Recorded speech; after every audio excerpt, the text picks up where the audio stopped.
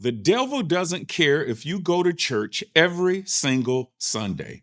He doesn't care if you shout, sing in the choir, or post scripture on your Instagram stories. But he will fight you tooth and nail over your money. Why is that? Because if he can get control over your money, he can get control over your future. Look, spiritual warfare doesn't just happen in your prayer closet. It happens in your wallet. Welcome to the Stewardship Coach Podcast. I'm Lee Jenkins. And if this is your first time here, my mission is to help people make, manage, and multiply money God's way. Not the world's way, but God's way. If that's what you're here for, do me a favor, hit subscribe, because what I'm about to show you today is something that most people never connected before.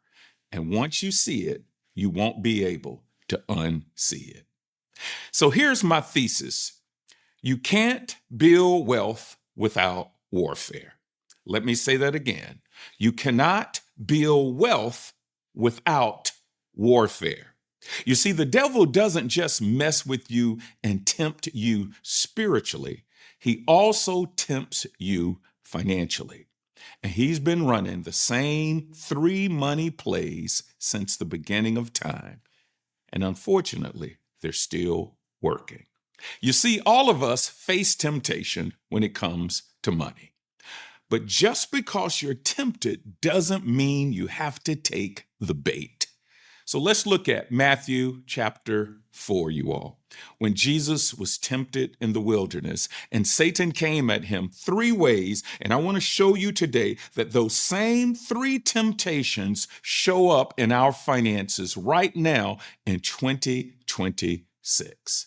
Number 1 is the temptation of instant gratification. Let me say that again. The temptation of instant gratification. Now let's look at Matthew chapter 4, verses 2 and 3.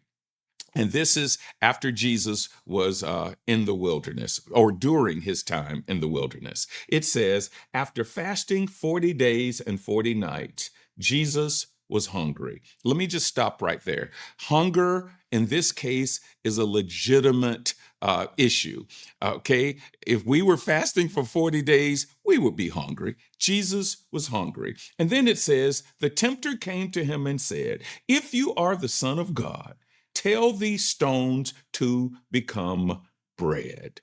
So Satan tried to get Jesus to satisfy his hunger, his physical desires, outside of God's will, outside of God's timing. Now, there's nothing wrong with satisfying your hunger. I mean, that was a legitimate desire, but it was outside of God's will and his timing. That is exactly the same way Satan attacks your money. He says, buy it now and pay later. Swipe the card. You deserve it. Don't wait. Get it now. Instant gratification is one of the enemy's sharpest weapons because it doesn't feel like a weapon. It feels like a treat, like you're treating yourself. When I got drafted into the NFL, the very first thing I wanted to do with my signing bonus was to spend it, not to save it, not to invest it, but to spend it. You see, I didn't grow up around a lot of money, so having access for the first time in my life to tens of thousands of dollars was a massive temptation for me at 22 years old. I wanted a brand new car so bad. I remember what it was. It was a Datsun 280Z with a T-top. Some of you all who were adults in the 1980s might remember that. Man, that was a cool car. I used to dream about it every day. I could just see myself in it. But my parents talked me out of it. Here's what they said. They said, you need to wait until your first year is over. You see, I was a late round draft choice, and there was no guarantee that I was even going to make the team. Well, I made the team, but I got hurt. And after my first year was over, my football career ended. NFL for me stood for not for long. And if it wasn't for my mom and dad, I would have bought that car and regretted it a year later when my football career was over, when it was done with. And all I would have had to show for it was a car note. There's a guy in the Bible you all named Esau. And in Hebrews chapter 12, verses 16 and 17, God tells us not to be like him. I mean, that's a pretty strong statement. The writer calls him godless. Now, what in the world did Esau do that was so bad? Well, here's what he did. He lived for the moment with no concern for his financial future. In other words, he never practiced delayed gratification. He traded his entire inheritance, you all, his birthright, for a bowl of soup. Man, that must have been some good soup because he wanted to feel good in the moment, right now. And a lot of us are doing the exact same thing. If you've got to have it now, then you're going to end up like Esau. You're going to trade your future for a feeling. So in order to build generational wealth, you have to resist the temptation to have it all right now. Okay, so let me say it like this. Is that Tesla more important than your kids' college education? Are those Gucci and Louis Vuitton bags more important than your financial future? We have to resist the pull, you all, of instant gratification. And here are two things I think that can help. Two things that I've done to try to resist that pull. Number one is install the 72-hour rule. That means that anything that's not a need, you wait 72 hours before you buy it. I know what some of y'all are saying. Say what? Yes, 72 hours before you buy it. That's 3 days. And let me tell you what's going to happen. Most of the time, the urge to buy whatever you wanted to buy will pass away. Maybe not all the time, but most of the time it will. I promise you. Number two, ask the future you before you swipe or buy it. Let me repeat that. Ask the future you before you swipe or buy it. Okay, picture yourself 5 years from now looking at this purchase, the purchase that you are doing. Does the future you thank you, or does the future you slap you and tell you, what were you thinking? Instant gratification will keep you instantly broke. Delayed gratification is how you build generational wealth. Your future doesn't need you to feel good right now. It needs you to be faithful right now. Number two is the temptation to impress people. Y'all, this is a big one. Now let's look at Matthew chapter 4, verses 5 and 6. And it says, the devil took him, meaning Jesus, to the holy city and had him stand on the highest point of the temple. This is what the devil said to Jesus, y'all. He says, if you are the Son of God, throw yourself down, for it is written, he will command his angels concerning you, and they will lift you up in their hands so that you will not strike your foot against a stone. All right. Satan wanted Jesus to show off, to dazzle the crowd, to perform for an audience. How about this? He wanted Jesus to make people notice him. And that's the same temptation that hits many of us financially. Buying things we can't afford to impress people we don't even know with money we don't even have. The numbers don't lie. There was a study by LendingTree, and it blew me away, you all. It said close to 4 out of 10 American adults admit they have overspent just to impress somebody. Y'all, that's 40% of grown folks spending money they don't have on things they don't need to impress other people who are just as broke as they are. That's what I call financial peer pressure. So, y'all, when I was an investment advisor, a whole lot of my clients, they were very affluent, super rich, and many of them were physicians, and they made big money. And that's where I first learned that there was a such thing as adult financial peer pressure. Because these affluent doctors, they would hear that one of their colleagues bought a new Porsche or that they built a new house. And lo and behold, within a few months, they'd go and buy one too. And it wasn't because they needed it. It wasn't because it even fit their financial plan or their financial goals that I had set out for them. It was because they didn't want to be left behind. It was almost like they didn't want somebody else to outdo them. It was about status and not strategy. It was about image and not their income. So back in the day, we used to call this keeping up with the Joneses. So I did a little research and I found out that that phrase, keeping up with the Joneses, actually comes from a comic strip that's over 100 years old.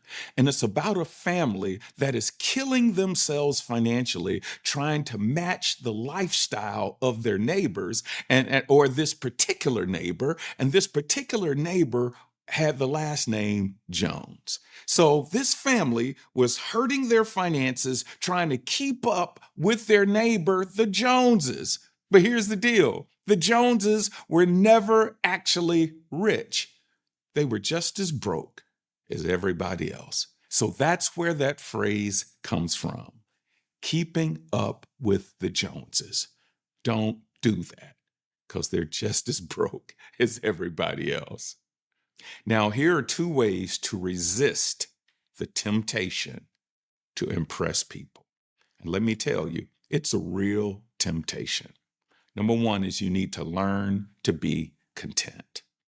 In Philippians 4:11, the Apostle Paul, he says, I have learned to be content in whatever circumstances I am. He goes on to say, whether I got a lot of money or a little bit of money, I'm going to be content. But notice what he said. He says, I have learned. In other words, we're not born content. Contentment is a skill that you learn. But let me say this.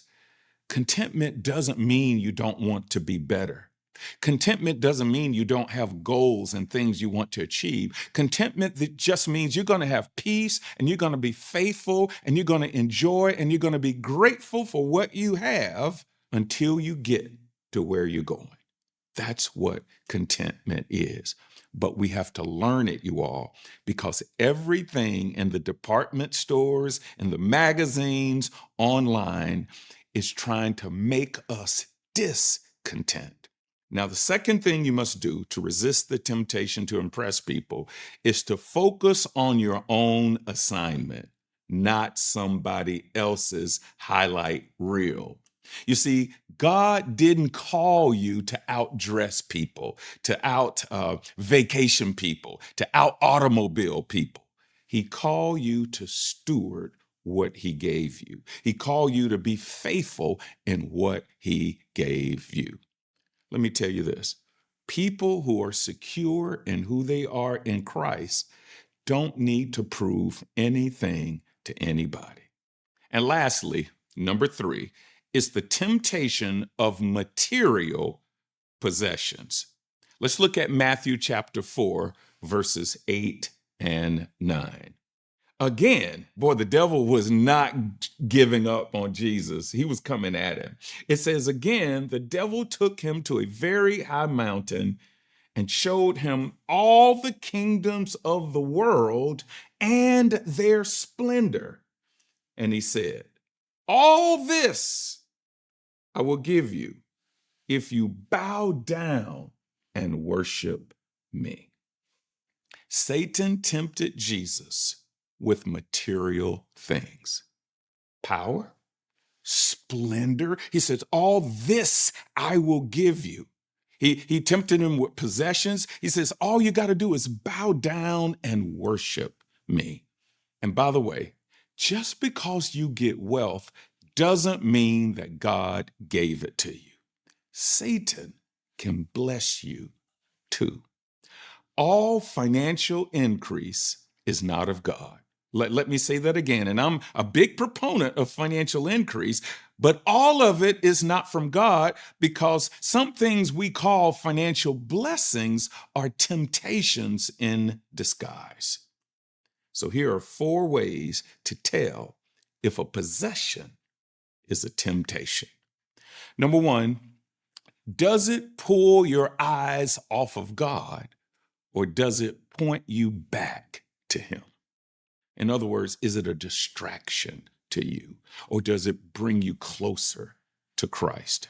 Number 2, does it feed your pride or your ego, or does it fuel your purpose? You see, a blessing from God will always increase your usefulness to the kingdom. A trap from the enemy will only increase your ego. Thirdly, does it make you generous, or does it make you greedy? You see, true blessings, they loosen your grip on money. Counterfeit blessings tighten it. You start protecting what you have instead of stewarding it. And lastly, this is big. Does it come with peace? In other words, does this financial blessing, does this so-called breakthrough or this increase, does it come with peace, or does it come with sorrow? Hey, Proverbs 10:22 sums this point up. It says, the blessing of the Lord brings wealth, and he adds no trouble to it or no sorrow with it. That word trouble in the original language, you all, carries the idea of sorrow, pain, toil, heartache attached to gain. In other words, you may have a lot of stuff, but you have a lot of pain, toil, and heartache to go along with it. You see, God's blessings, they come clean. It doesn't come with a side order of anxiety or secrecy or debt or marriage falling apart. So if your money is making you miserable, it might be wealth, but it didn't come from the hand of God. And I'm sorry to tell you that. So listen to me.